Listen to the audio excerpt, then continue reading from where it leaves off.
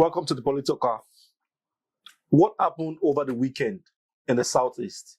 The City Boys movement was chased out of the city, and there's many things flying on the internet. What's the true situation? Is it that the Easterners, the Southeasterners, do not like the City Boys? Is that a clear indication? Or what really happened? Okay, first of all, I'm going to actually say kudos to the City Boys. City Boy movement. Kudos to City Boy movement, because first of all, nobody ever imagined that they could gather such crowd. And now we have seen it done. It's great publicity, if you ask me. No matter how you look at it, no matter what happened. The truth about what happened at the event was that the security was porous.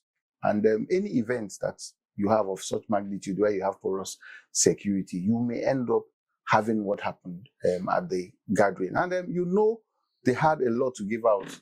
They had a lot of palliatives and stuff like that. And so many people were actually interested in those things. And being Nigerians and how we are, we're quite unruly, especially from that part of the world. It's in our nature to always want to take whatever we see. And it was an unfortunate incident, but for me, is a success.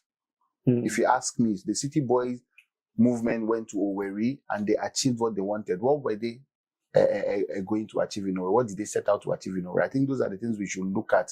And first of all, the publicity is great. Everybody's talking about the City Boy movement now. Secondly, we have seen that the City Boy movement, we have seen that APC can gather in the Southeast and nobody will be killed, nobody will be maimed. We saw that. And also, we now know that we have a good number of followers in the Southeast for the City Boy movement. They said it was the City Boy movement against the Village Boy movement. So what it means is that the City Boy movement, we have enough number. We are in number enough. APC, I mean. No, City Boy is a movement under APC and is a support group for Asiwaju President Bola Ahmed Tinubu. And for me, what happened there happened. And yes, we have taken the lessons. The City Boy, I'm not part of City Boy movement, but I am APC and I support Bola Ahmed Asiwaju. That's why I'm speaking like I am part of them, because we are all fighting the same cause. There are lessons for them to learn. One of them is security. One of them is crowd control. Crowd control. Grassroots involvement. Grassroots involvement is very key, because the people who championed the Owerri event were mostly entertainers. So you will know and see that some of the decisions were taken out of inexperience. Now they've experienced this, and I'm sure the next time they'll be coming out, they will come out very massively, and then they will be able to even convert most of those village boys you're seeing. They are going to come over to City Boy movement. Okay. APC. Okay, not to make you repeat yourself, but I just want to get it clearly that what happened in the Southeast, where in Owerri in particular, where the City Boys, the event was gate crashed, is not a sign that people were not happy with the government. No, it's not a sign. It's not a sign. It's not a sign. If people were not happy with the government, nobody would have come out. That's how you know. So we're looking at numbers now. Everybody knows right now that the Southeast, formerly, before now, let me put it that way, Southeast was a bit disgruntled with APC. It is no news, and there's nothing like, I don't need to hide that. So, but what we're saying now is that we are trying to rewrite the story. We're trying to change the narrative. The conversation now in the Southeast is that APC has done well. APC should continue. And most importantly, this government is the government that has remembered the Southeast in recent times. So that is why we're trying to get support from the Southeasterners to follow this government and support this government, so that this government can complete a second term, which will pay us. There are so many things we have benefited from this government, which is why we're now trying to change the narrative in the Southeast. No doubt, the Southeast before now was very disgruntled about APC, but now it is no longer so. And City Boy movement and what they have just done is a testament to what I'm saying, with what has happened in Owerri, for that kind of crowd to come out for the City Boy movement before another set of people. Of course, they were arranged. Of course, it was orchestrated to come and turn the event upside down. It shows that there's a headway. It shows that we will eventually find light at the end of the tunnel. APC has come to stay in the Southeast. What we need to do is to continue to preach the good news, to continue to point the young people in the right direction, to continue to expose those things that they are not aware of, those things that have been hidden from them, and the propaganda, the machinery that have been put in place to continue with the propaganda that has always been there to fight against any government or anything they don't believe in or anything that will not pay the people who are behind these things. That is what we want to expose. That is what we're exposing. So I don't think what happened shows anything negative. No, it's very positive. Yes, there's a rumor in some quarters that the whole commotion that happened was because people were legitimately offended that the palliatives that were brought were already assigned to certain people and they did not, go around. It did not reach them. And they felt that this was another, form of corruption. And that was why they protested. So if you want to look at it critically, the government has no business what happened in nowhere. So why would anybody think corruption? City Boy movement, I have said so many times, is a support group. It's a Sheyi Tinubu initiative. It's not government. There was no government presence in Owerri. It was the City Boy movement coming into Owerri to give out the palliatives. The palliatives that were brought to Owerri were not sponsored by the government. Oh, okay. They were sponsored by the City Boy movement and the sponsors of the City Boy movement. They were not government palliative. They were not from the government. So if anybody is going about saying that people were disgruntled because it was meant for everybody, no. There have been different stories, rumors. Some people have said that the palliatives were meant for the entire Southeast and the way people wanted to share it only in Owerri. That's why people from other places, in fact, the rumor is that most of the people who came to come and fight or who came to come and loot the palliatives were not even from Owerri, that they were people from other sides, part of the Southeast, who heard that it was meant for the entire Southeast, that now Owerri wants to consume everything, and that's why they came in. No matter how you look at it, first of all, what we need to establish is that it is not the government. It has nothing to do with the government. It's a support group. It's an APC support group, APC initiative by people who have come together and they have seen that what the president is doing is good and they want to show support and they have formed support groups. There are so many of them. It's not only City Boy movement. There's also YP4T, Young Professionals for Tinubu. Okay. There's SEPA in the Southeast. SEPA is Southeast Progressive Alliance. Okay. There are so many of them, so many support groups. There is Renewed Hope. You understand? So what City Boy showed us is just like a drop in the ocean of what we'll be seeing between now and 2027. A lot of young people have realized that, listen, this government should be encouraged. A lot of young men in the Southeast also have come together secretly, quietly, in different zones, working together, getting ready. What they need is something like this, for them to know that it is doable and it is acceptable. Nobody should run. Nobody should fear anything. Your opinion is your opinion. My opinion is my opinion. If I decide to support this government, I don't think I have done anything wrong as a Southeasterner. What I need to do is to tell you why, prove why I have decided to support this government. And if I'm able to convince you, you come over and join me. But I'm telling you that before 2027, the entire Southeast will be convinced. Let's digress a little. I read a headline this morning about Governor Soludo saying that people should not waste their votes this time around, that people should trust in the president. And he's from another party and he's speaking in favor of the president. Is that the general view of politicians and governors in the Southeast at this point? So, well, I am not a governor, and I think every governor should speak for himself. But Soludo is my governor. Soludo is a very intelligent man, and he has done well in Anambra State. First of all, shout out to Soludo in Anambra State. He was sworn in a few days ago for his second term, and he's done well. One of the great things Soludo has done in Anambra State is sanitize Anambra State. Anambra State was becoming very diabolical, and so many things which he's now tackling head on, and he's really, really done well on that. Now, if Soludo said, allegedly, I don't know, I didn't hear, you are saying he said so, that people should always their vote and support the president. He said they should support the president. That's what I'm saying, that people should not waste their vote, that they should support the president. That's what I'm telling you. For him to have said that, that means he knows what he's saying. So Soludo can be described as an economist. He's been the CBN governor. He's a professor of economics, if I'm right. So he understands. He understands what the layman on the streets will not understand. He understands the policies. He understands where this government is going. And I know he knows a lot. And for him, the only way he can communicate that to the layman on the street is by telling him, listen, don't waste your vote. Soludo cannot come and be talking about policies. The layman on the street will not understand that. The layman on the street is waiting for when a cup of Gary will be sold for ₦1. And we will get there. That is why a Soludo will tell you, don't waste your vote, because he knows that you casting your vote for any other candidate, for any of these opposition candidates, any of these career opposition candidates, that's what I call them, is a waste of vote, because they are going to take us 20 years back. And he understands that we are work in progress. Nigeria, as we speak, is work in progress. As we're speaking now, the president is in London. This is the first time a president of Nigeria will be in Windsor, making statements, discussing Nigeria, talking about our issues. It has never happened before. Never. We have people in opposition who brag about having bank accounts in London, who brag about the bank giving them a credit card and things like that. Now, our president is sitting with the King of England, discussing Nigeria.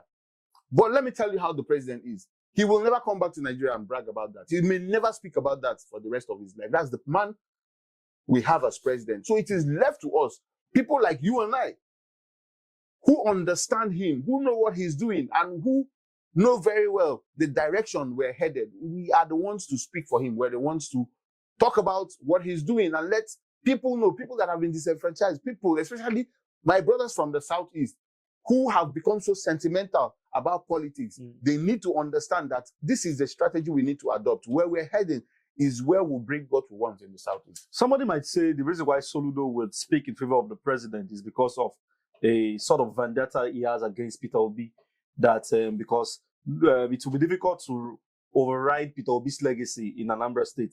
And that's why Soludo would not want to say anything positive about him. I don't know. I'm just saying. Why is everybody having vendetta with Peter Obi? Why is every governor after Peter Obi quarreling with Peter Obi, fighting Peter Obi? There must be something about this Peter Obi that we've not seen. Yes. Are you sure he's not trying to control them? Are you sure he's not trying to control them? Are you sure he's not trying to put them where he wants them to be? Why are they all fighting him? They should come out and say he did not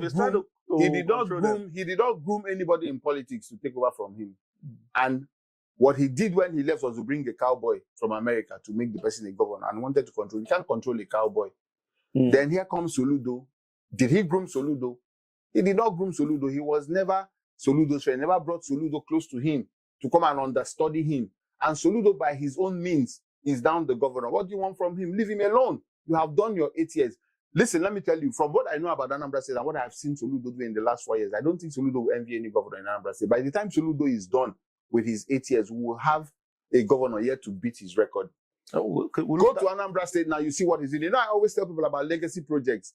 Listen, when they asked this same Peter Obi about legacy projects on an interview, he left legacy projects and started talking about morals. You understand? Because he has no legacy project. So a governor that has left governance with no legacy project, why would anybody envy you? Soludo, as we speak now, by the time he's done, he will show you his legacy project. First of all, let me even mention, he has built the government house.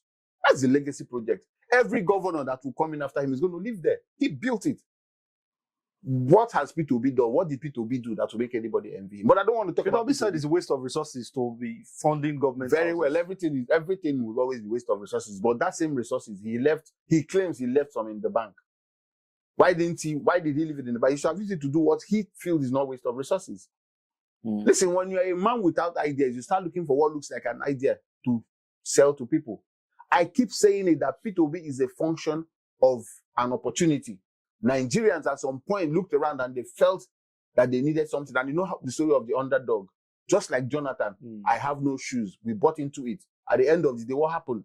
Same with Peter Obi. Nigerians at that point felt that they needed something. We didn't know Asiwaju would be this good. We didn't know Asiwaju meant well for Nigerians. We in the Southeast at that point, we didn't think so. We didn't even know that his love will come to the Southeast. You understand? And that is the narrative we're trying to change now. Let's leave this whole, we need to do this and support this government. I think this might be the last question for today, unless you have more points to add. Okay. let's take us back to the Southeast and the City Boy movement. Oh, yeah. If Asiwaju was so good, would there be need for palliatives? And if people were doing well, would they need to fight and loot palliatives? Asiwaju did not invent palliative. Asiwaju didn't start giving out palliative. Giving out palliative. I remember when I was in primary school, palliatives were given out by politicians. It's our structure, it's our strategy, it's our style. It's like a culture in this part of the world that when it's time to campaign, we need to give out palliatives. I ran for governor in Anambra State in 2021. The places I went without palliative, they didn't allow me to speak. The places I visited, it's like wetting the ground. Exactly. So it has to do with our culture. Just like when I come to your house, I come with cola. It's like cola. It's an African thing. It's even not, churches, even exactly. before you go and preach. Exactly. When you go to a church to preach or you go to minister as an artist, they give you something. It's no, not, I'm talking about a church going to a community to preach. They would like they will still do palliative. Okay. So palliative is a cultural thing. Is unfortunate. That's how our system is. So it is actually the citizens that you should be addressing if you want to address palliative. You should be addressing the people who are the receiving end. The man who gives palliative comes with palliative because he understands that this is the language our people will always understand. And it is not Asiwaju. Before Asiwaju, Yaradua, Ashagari, go back to Nnamdi Azikiwe, go back to wherever in Africa. It's not only Nigeria. It's the structure, it's the style, it's the system. So don't suddenly wake up and start asking why the City Boy movement go to away with palliative. Apart from the fact that the City Boy movement understands that there's a need to empower people. That's the first reason for the palliative. And if you look at the kind of palliative they brought to away, they did not bring rice and beans alone. They brought machineries. They brought things that will help people. Sewing machine, grinding machine and stuff. That shows somebody who wants to empower. Have you ever seen any politician share grinding machine? Have you ever seen anybody running for presidency in this country sharing grinding machine, keke napep, and things like that? It shows empowerment. It shows empowerment. The man knows the direction which to go. And that is what I want Southeasterners to see. This man is not an ordinary politician. He's not just coming to come and tell you, this is what I want to do. A man who won when he was not president and now he's president. And he's still going as far as reaching you and telling you what he wants to do. And the people who support him are not just staying and waiting for us to coast to victory. They are coming, engaging, bringing things that will empower people. That is what we should see and that is what we should embrace. So it is not Asiwaju who invented palliative. Palliative is our style, is our structure. It has to do with this part of the world. Africa, the black man, cannot answer you without nothing. Igbo people say, Obuopi nefichimi. Meaning, Obuopi nefichimi. How do I translate that? The one who plays the pipe. People plays the... OP is not even pipe. OP is flute. Okay. The one who plays the flute will first of all clean his nose. Okay. And that is an African understanding. It is an African understanding. It is an African thing. It is our culture. It is not Asiwaju that invented palliative. So let nobody speak about palliative saying it is our own. If they didn't bring it out, what will happen? Nothing will happen. And it is not even from the government. Okay, lastly, do you have a message for Southeasterner? If possible, you can tell them in Igbo so that they understand. I have a great message for Southeasterners, which is what I keep saying. My message is this. It is time for us as Southeasterners to become major players in this game. Politics is a game of numbers. Politics is a game of interest. We have been on the sideline for too long. Now we have a government. Now we have a president who is willing to embrace us. It is time for us also to show him that we stand with him so that we will gain the dividends of democracy. We have been marginalized for too long. And the reason we have been marginalized is because we have not been major players in this game. Now we have the opportunity as Southeasterners to come together, united, and stand with Bola Ahmed Asiwaju for his second term. And I assure you and I guarantee you that if we're able to do and achieve that, we will benefit. Perchance we refuse to do that and we decide to stand as opposition once again, he will still win. And then he will remind us that we were not standing with him. He may not even remind us, but our conscience will not let us come very close and ask for what belongs to us and ask for what we can get as Southeasterners. I say it with all my heart and I tell everyone, we do not have any issue with our own brother who wants to run for president. We will support him when the time is right. He's a great man. He has done well. He has capacity and everything. But this time is Asiwaju's time. It is Asiwaju's turn to complete his second term. And he has shown us love. He has shown us everything we need to see and know that he stands with us. He's a man who is big on loyalty. Let us come together as Southeasterners and support the Asiwaju mandate and see what will happen in the Southeast for the next 4 years.